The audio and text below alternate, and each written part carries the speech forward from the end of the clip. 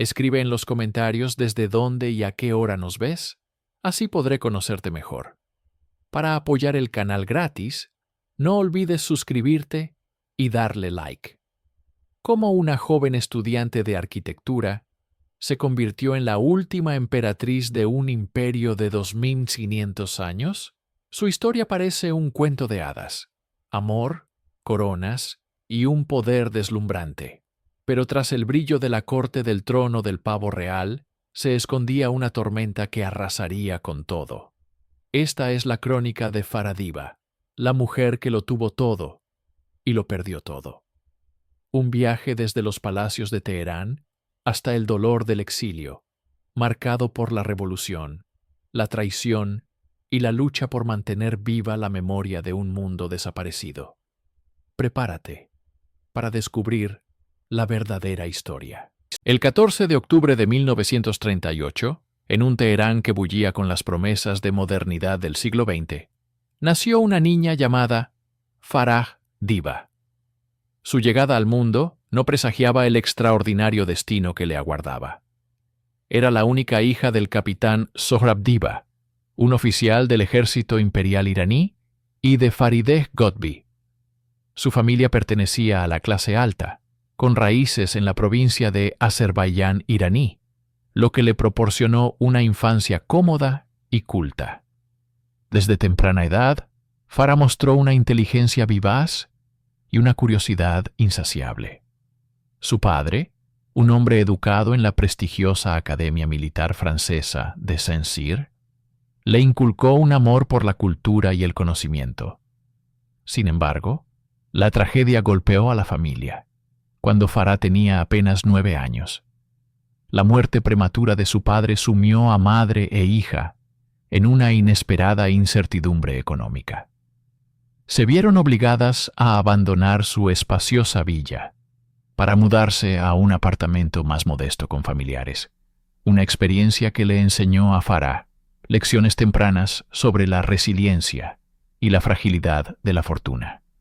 A pesar de las dificultades, su madre, Farideh, se aseguró de que la educación de su hija no se viera comprometida. Farah fue inscrita primero en la Escuela Italiana de Teherán y más tarde en el prestigioso Liceo francés Jeanne d'Arc. Allí no solo destacó académicamente, sino que también desarrolló una pasión por los deportes, convirtiéndose en capitana del equipo de baloncesto.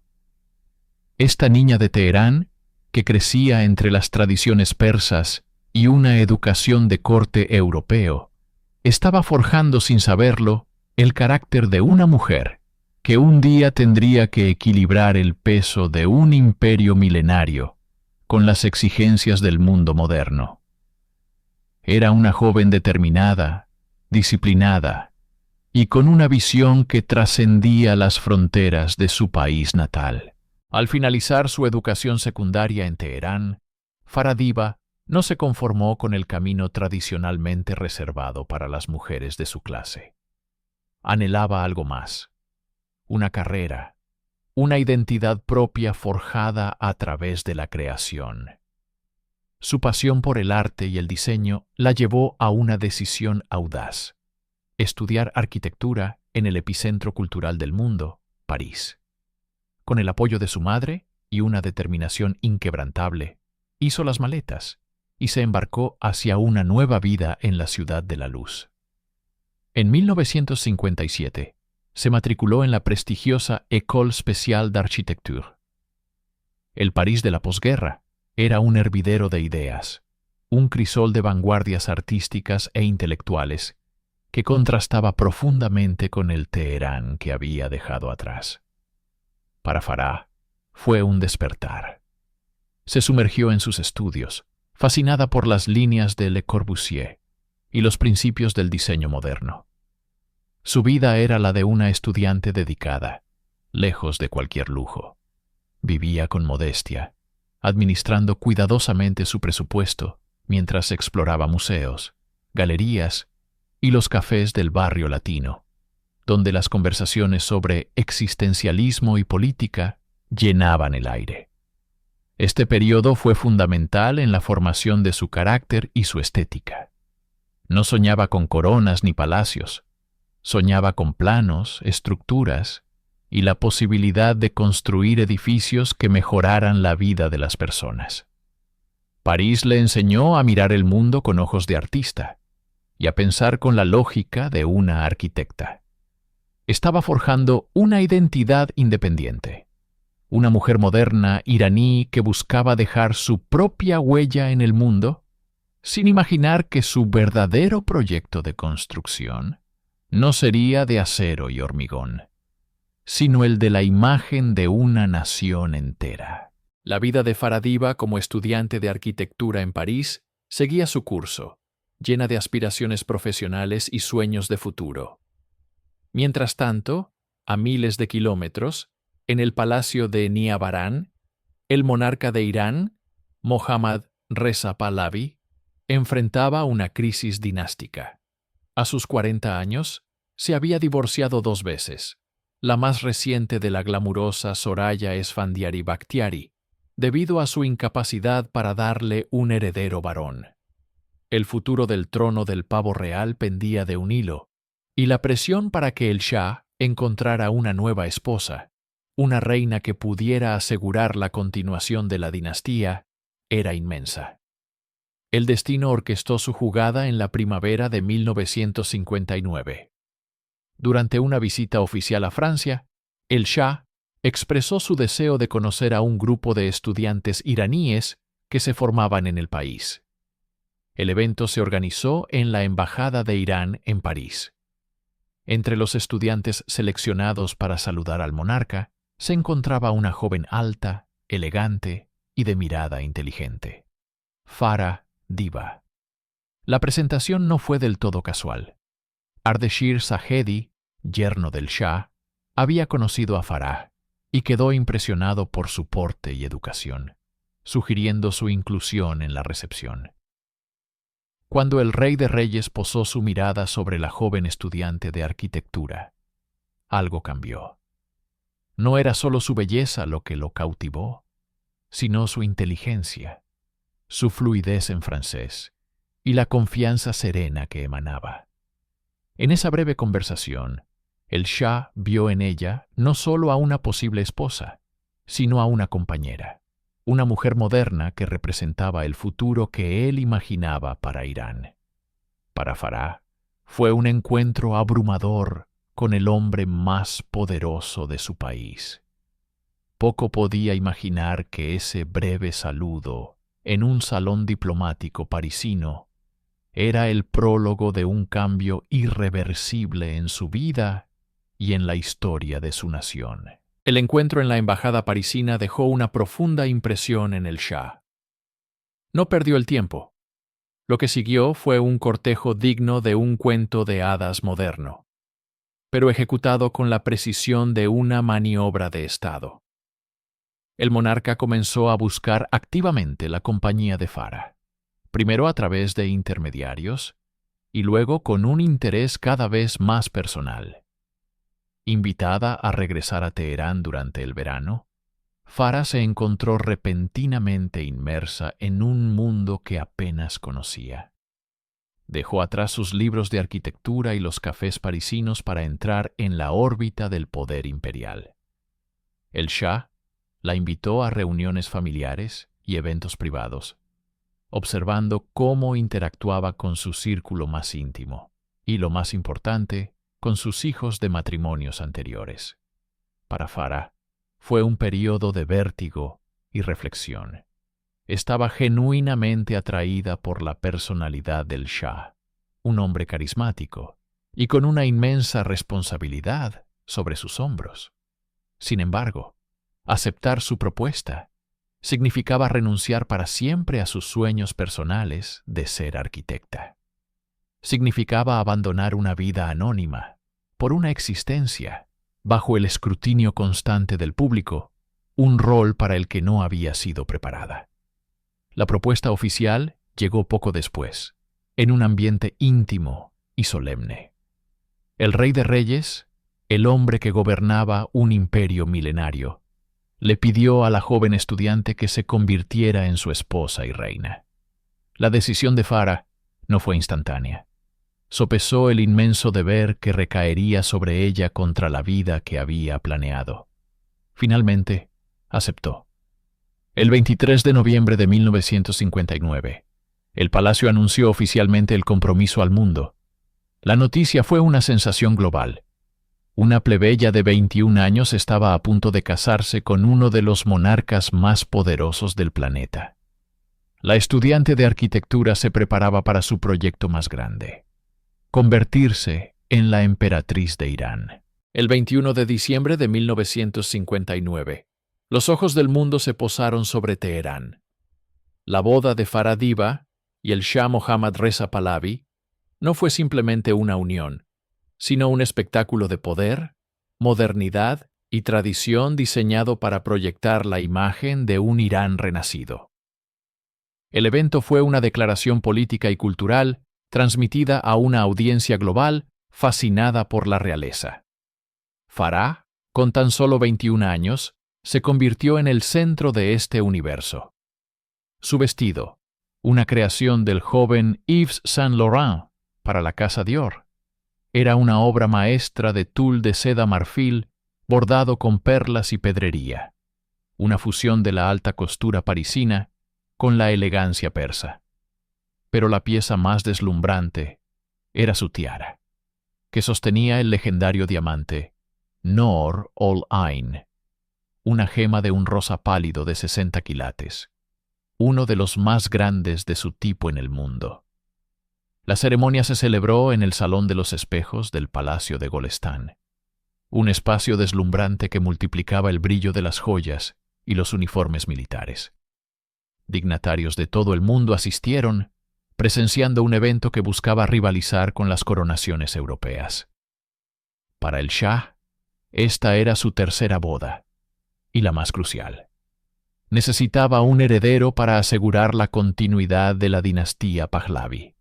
Y en Farah veía no solo a una esposa, sino a la futura madre del próximo rey. Para el pueblo iraní, la boda fue un evento de celebración nacional, un cuento de hadas moderno.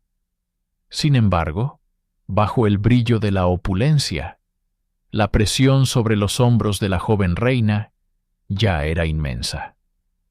El esplendor de su boda era solo el preludio de las enormes expectativas que la aguardaban. Tras la fastuosidad de la boda imperial, Farah Diba se sumergió en su nuevo papel como reina consorte de Irán. La transición fue abrupta, de ser una estudiante de arquitectura en París a convertirse en la primera dama de una de las monarquías más antiguas del mundo. Su vida se transformó en una agenda rigurosa de deberes oficiales, obras de caridad y representaciones diplomáticas.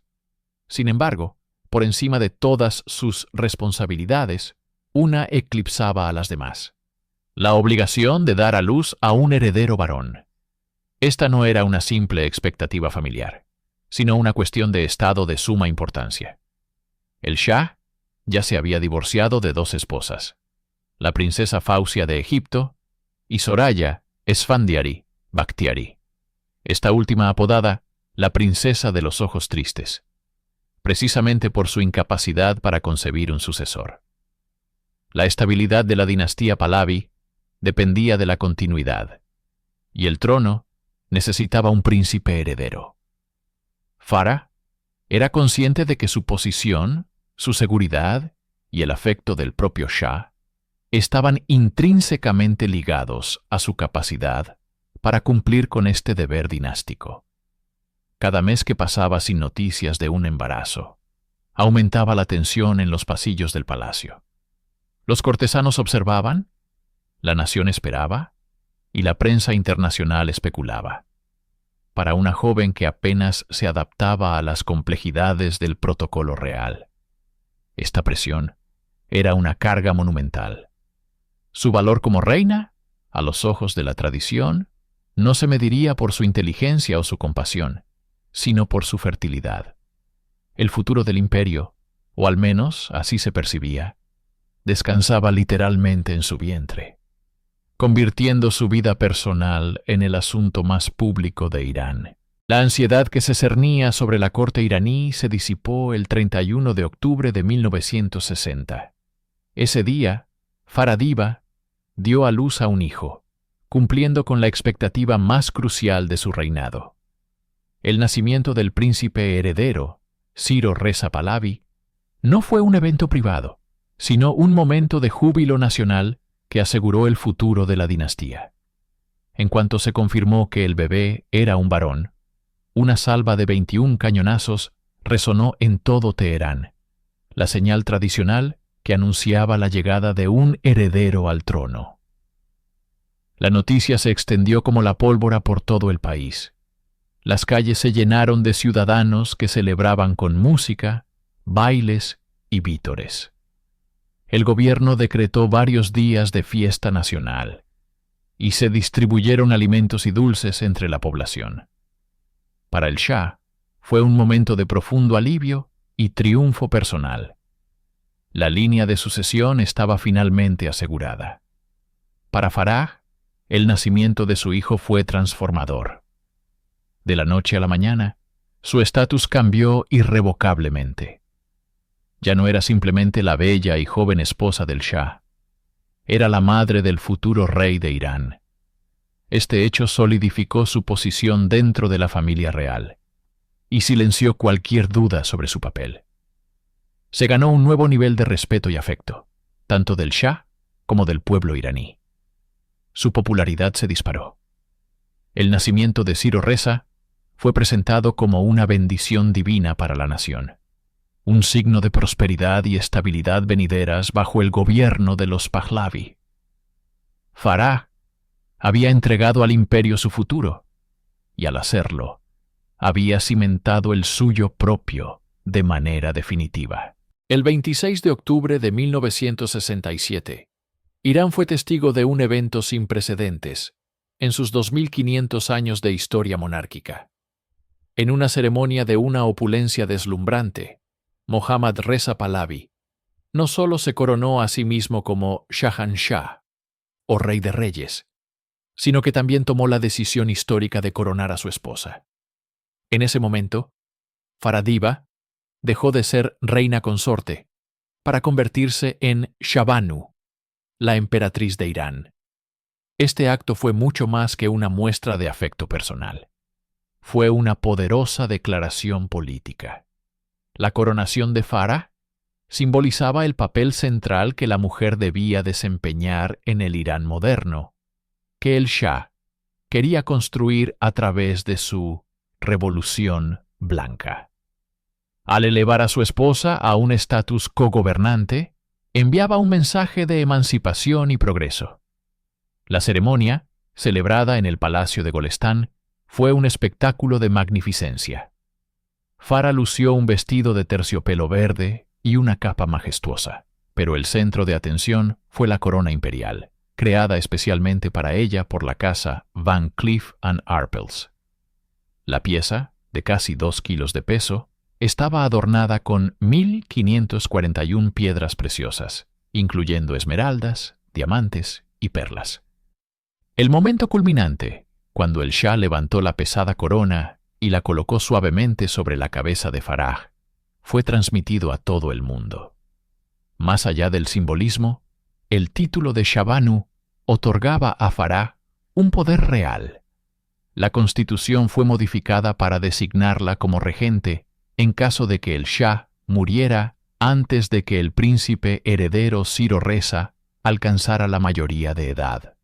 De un solo golpe, Farah pasó de ser la madre del futuro rey a una figura con autoridad legal para gobernar, un estatus que ninguna reina persa había ostentado antes. Más allá de su rol como emperatriz y madre del heredero, Farah Diba se erigió como la principal mecenas cultural de Irán, una arquitecta de la modernidad que buscaba tender un puente entre el glorioso pasado persa y un futuro cosmopolita.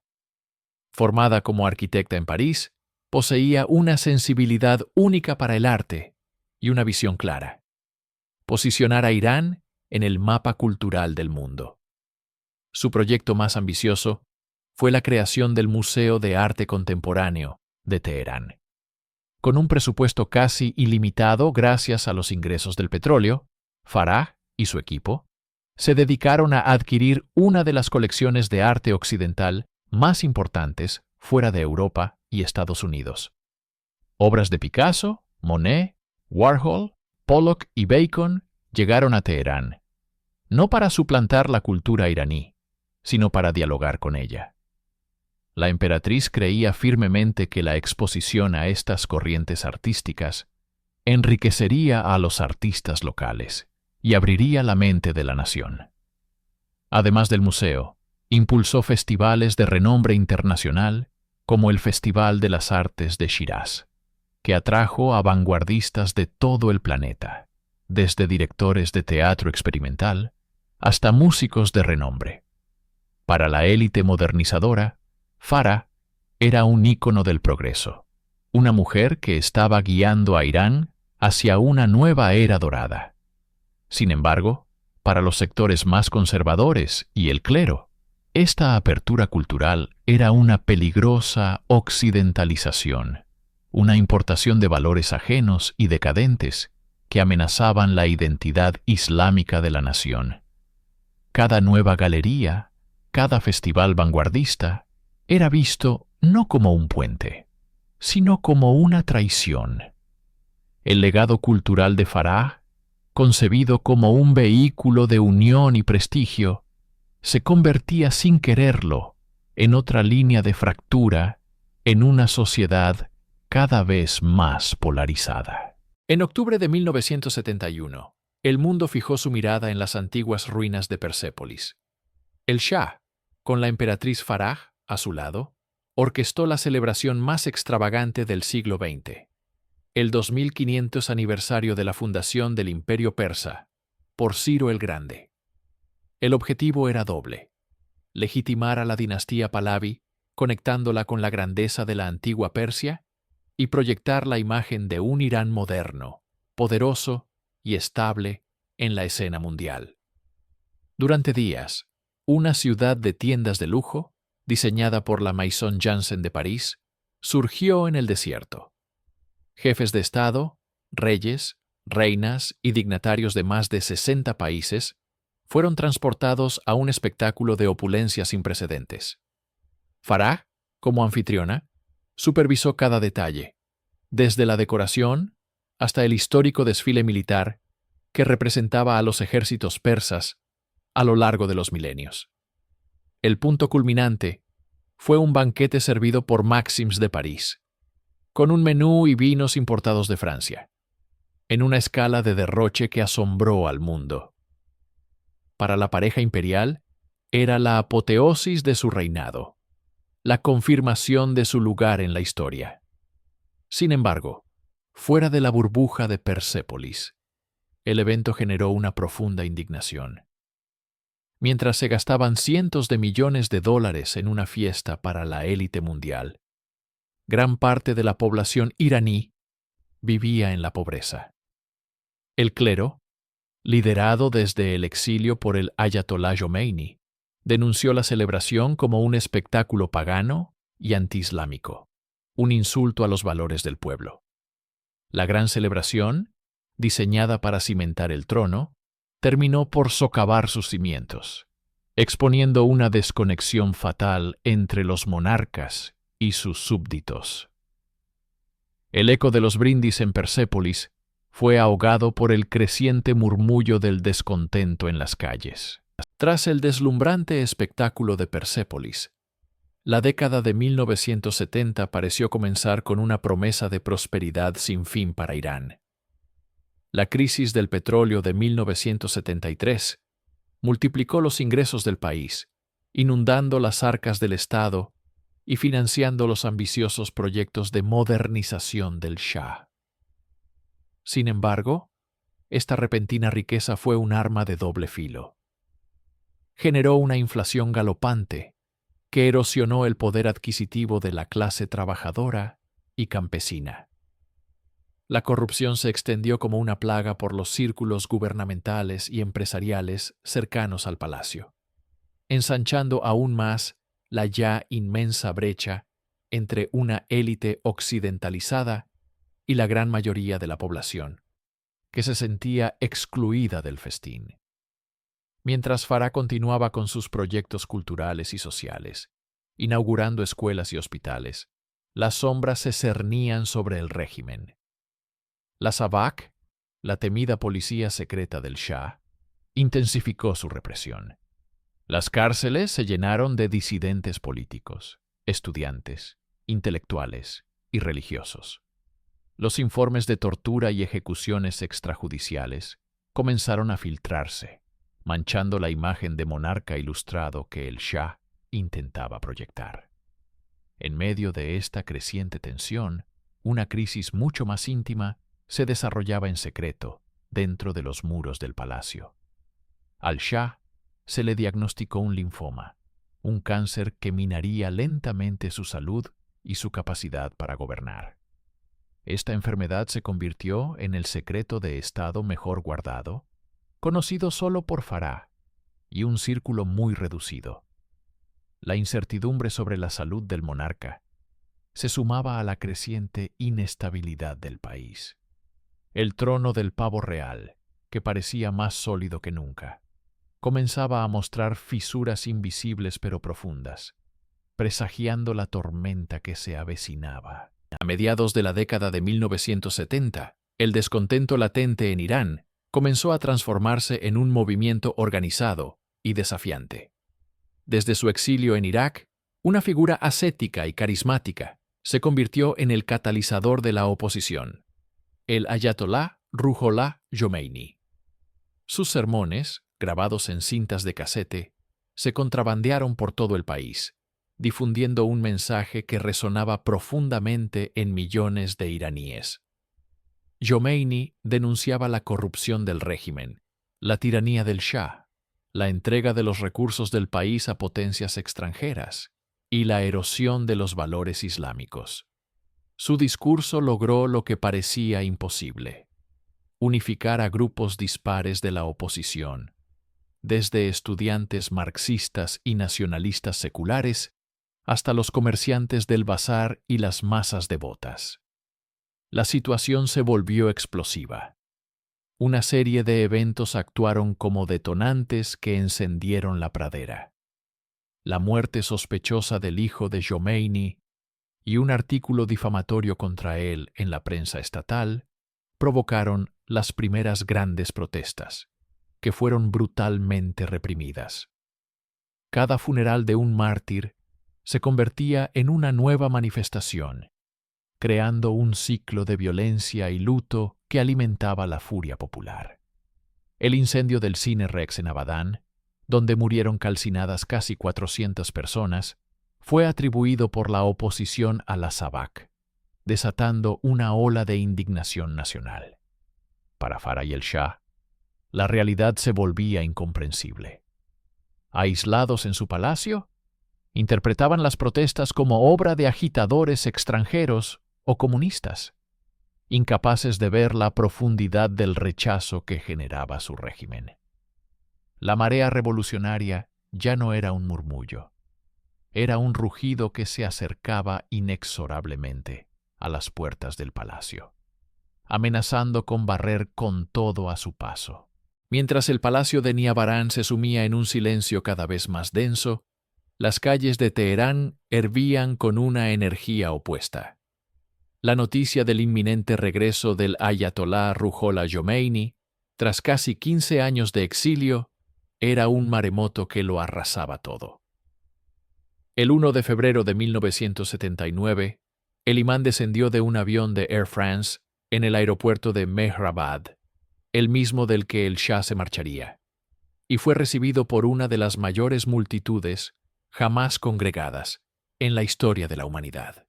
Millones de personas abarrotaban la ruta desde el aeropuerto hasta el cementerio de Behesht-e Zahra, coreando su nombre, llorando de emoción y celebrando el amanecer de una nueva era. Para ellos, Jomeini no era solo un líder religioso, era el Salvador que prometía purgar la nación de la corrupción occidental, la desigualdad y la tiranía de la monarquía. Su figura, austera y severa, contrastaba radicalmente con el opulento y cosmopolita mundo que Farah y el Shah habían intentado construir. Desde el palacio, la familia imperial escuchaba los ecos de esa celebración masiva, un estruendo que era, a la vez, el pulso de la revolución y la marcha fúnebre de su imperio. Cada cántico a favor de Jomeini era un clavo más en el ataúd de la dinastía Pahlaví. La televisión estatal, ahora en manos de los revolucionarios, transmitía sin cesar las imágenes del líder triunfante. El poder ya no residía en los salones de mármol del palacio, sino en las calles y en la voz de aquel anciano clérigo que con su regreso sentenciaba el destino de Irán y sellaba el exilio definitivo de su emperatriz. El aire en el aeropuerto de Mehrabad era gélido, pero el frío que calaba los huesos de Mohammad Reza Pahlaví no era meteorológico. Era el frío de la pérdida, del final irrevocable de un linaje de 2500 años. A su lado, Farah Diba mantenía una compostura regia, un pilar de dignidad en medio del colapso. Había pasado las últimas noches supervisando el embalaje de objetos personales y culturales, intentando salvar fragmentos de una vida que se desvanecía. Ahora, en la pista, frente al avión imperial, el Shahbaz, el emperador no pudo contenerse. Mientras se despedía de los pocos leales que se atrevieron a acompañarlos, las lágrimas surcaron su rostro. No eran lágrimas de un monarca, sino de un hombre que perdía su patria. En un gesto que quedaría grabado en la memoria histórica, el Shah se arrodilló y besó la tierra de Irán. Un asistente le entregó una pequeña caja de plata que contenía tierra iraní, un puñado de su nación que se llevaría consigo al exilio. Farah lo observaba, con el corazón roto, pero el semblante firme, sabiendo que su papel ahora era sostener a su marido y a su familia. La escena era desoladora. Un emperador llorando, una emperatriz erguida en su dolor, y el rugido de los motores del avión como única respuesta al silencio de un país que les daba la espalda. Subieron la escalinata lentamente, sin mirar atrás. Cada peldaño era un paso más hacia lo desconocido, un alejamiento definitivo del trono, del palacio, de los jardines de su juventud y de la tierra que, a pesar de todo, amaban profundamente. El adiós no fue a un imperio, fue a un hogar. El 16 de enero de 1979, las ruedas del Boeing 707 Imperial, bautizado como Shahbaz, se despegaron del suelo iraní por última vez. A bordo, el silencio era abrumador. El Shah, que había pilotado el avión en tantas otras ocasiones, ahora era un simple pasajero, un monarca sin reino. Se sentó junto a la ventanilla, con la mirada perdida en el paisaje árido de la tierra que dejaba atrás. Farah se sentó a su lado, tomando su mano, ofreciendo un consuelo mudo que las palabras no podían expresar. En ese momento, no eran el Shahanshah y la Shahbanu, eran simplemente un hombre y una mujer, huyendo de su destino. El piloto, con la voz quebrada por la emoción, se dirigió a la cabina y anunció por el altavoz: «Que Dios guarde a Irán». Fue la bendición final y el reconocimiento de que el control se había perdido para siempre. El vuelo inicial tenía como destino Asuán, Egipto. El presidente Anwar el-Sadat era uno de los pocos líderes mundiales que les había ofrecido refugio incondicional. Un gesto de lealtad en un mundo que rápidamente les daba la espalda. Mientras el avión ganaba altitud, cruzando las fronteras de su propio país, la realidad del exilio se asentaba con una fuerza brutal. Ya no había multitudes que los aclamaran, ni desfiles militares, ni el peso de la corona. Solo quedaba la inmensidad del cielo y una incertidumbre absoluta sobre su futuro. ¿Dónde vivirían? ¿Quién los aceptaría? ¿Volverían a ver su patria alguna vez?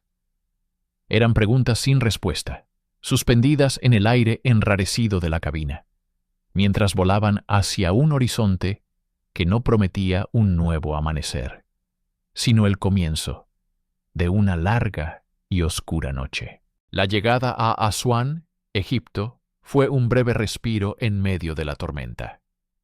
El presidente Anwar el-Sadat y su esposa Jehan recibieron a Faraj y al Shah con todos los honores de una visita de Estado, una cálida bienvenida que contrastaba dolorosamente con el violento rechazo de su propio pueblo. Por un instante, en la opulencia del Hotel Oberoi, con vistas al Nilo, pudieron sentir una falsa sensación de normalidad. Sin embargo, este refugio era temporal. El mundo exterior se había convertido en un tablero de ajedrez geopolítico, donde ellos eran los peones más incómodos. El nuevo gobierno revolucionario de Irán ejercía una presión inmensa sobre cualquier nación que considerara acoger a la familia imperial. Lo que siguió fue una odisea humillante, un peregrinaje por un mundo que se había vuelto hostil. Su viaje los llevó de Egipto a Marruecos, donde la hospitalidad inicial del rey Hassan II se enfrió rápidamente ante las amenazas de Teherán. Luego volaron a las Bahamas, un paraíso turístico que para ellos se convirtió en una jaula de oro, aislados y vigilados.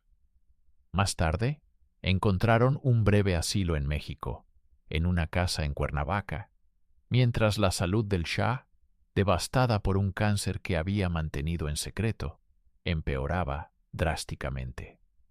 Faradiva, la emperatriz de las artes y la cultura, se convirtió en una enfermera, diplomática y negociadora, luchando desesperadamente por encontrar un tratamiento médico adecuado para su esposo y un lugar seguro para su familia. Cada puerta que tocaban se cerraba. Los antiguos aliados guardaban silencio, temerosos de las represalias petroleras y políticas.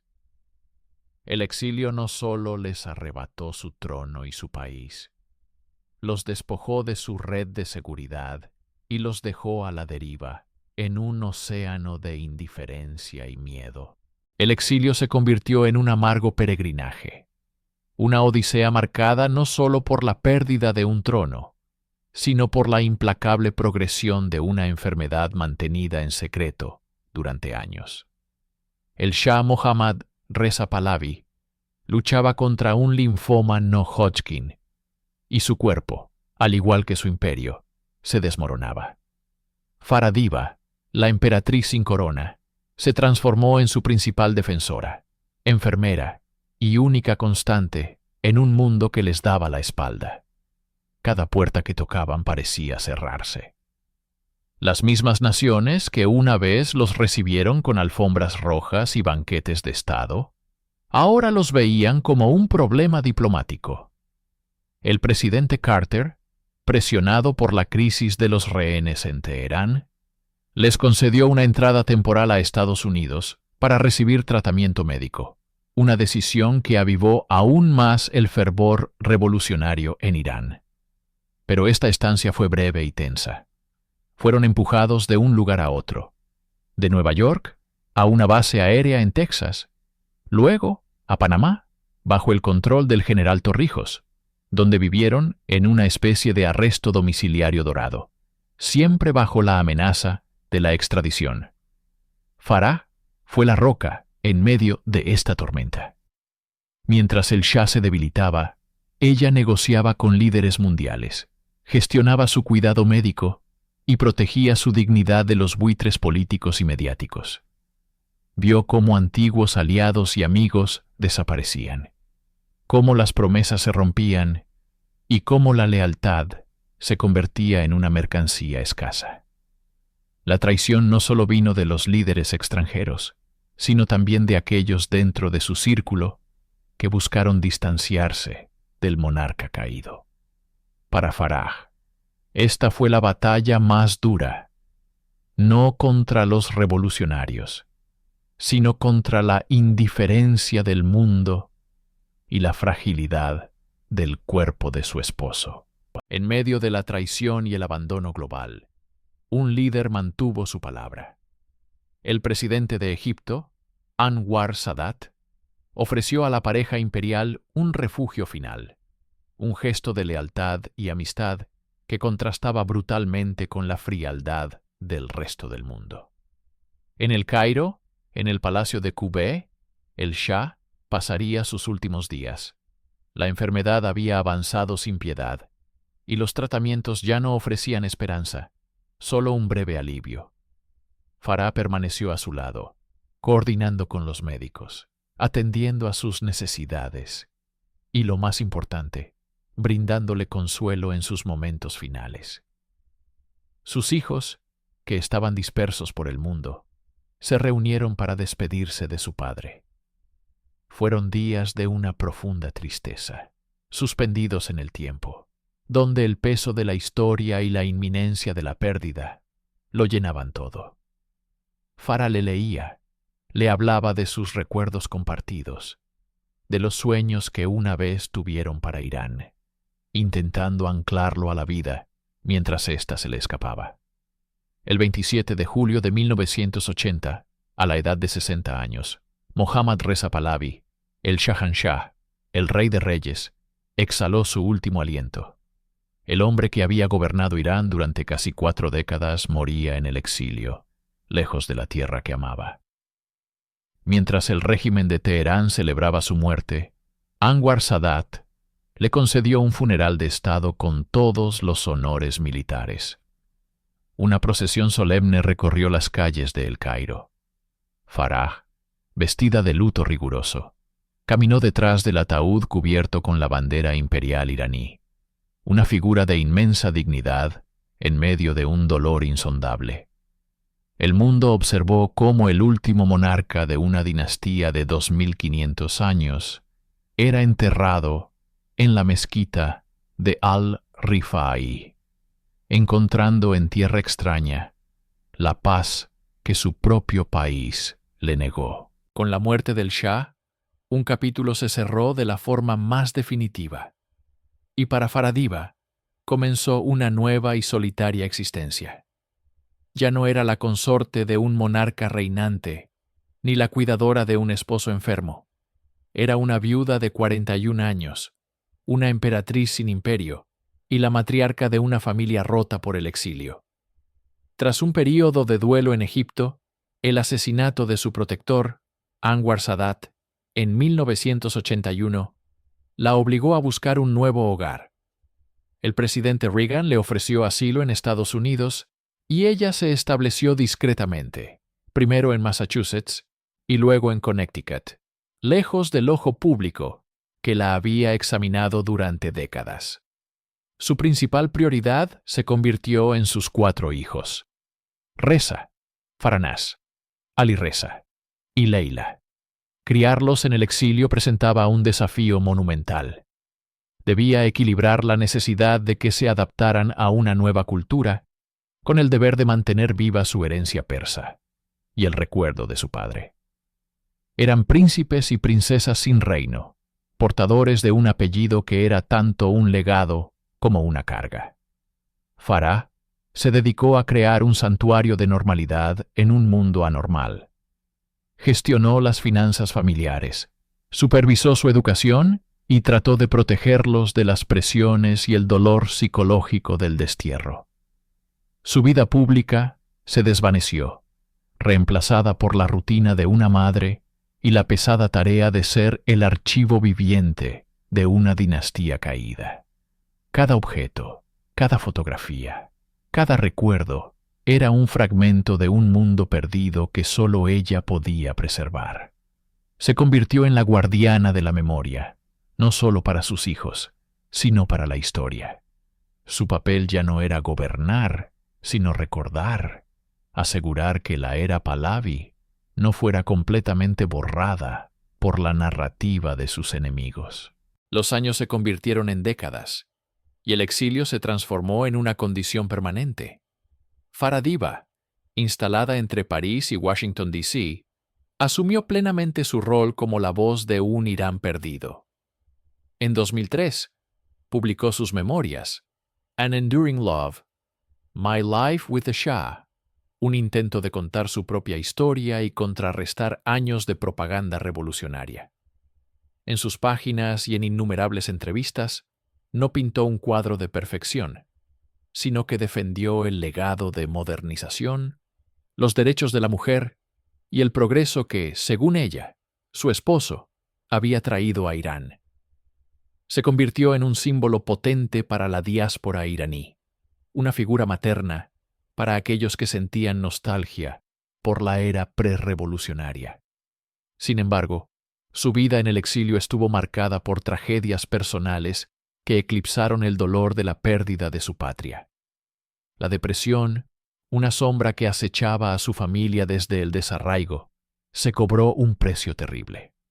En 2001, su hija menor, la princesa Leila, fue encontrada muerta en un hotel de Londres a los 31 años. 10 años después, en 2011, la oscuridad volvió a golpear cuando su hijo, el príncipe Ali Reza, se quitó la vida en Boston. Estas pérdidas devastadoras añadieron una capa de dolor insoportable a la vida de Farah. A pesar de todo, perseveró. Hoy sigue siendo la matriarca de la dinastía Pahlavi, apoyando a su hijo mayor, el príncipe heredero Reza, en sus aspiraciones de un Irán democrático y secular. Su vida es un testimonio de resiliencia.